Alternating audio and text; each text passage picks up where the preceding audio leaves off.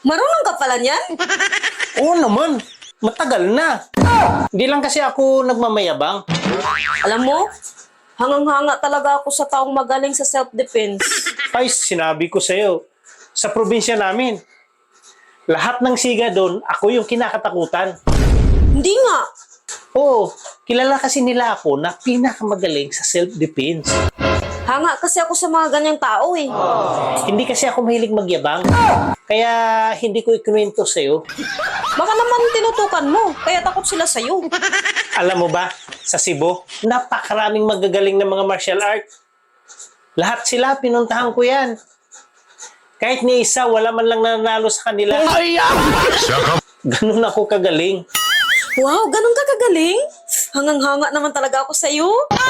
Sinabi ko sa'yo, 15 rounds yung laban namin. Hindi man lang ako hiningal na kahit konti. Hindi man lang nila ako napabagsak. Ganun ako kagaling. 15 rounds? Sigurado ka ba? Eh, bakit yung laban natin kagabi? 1 round lang, bagsak ka na. Diretso tulog ka pa.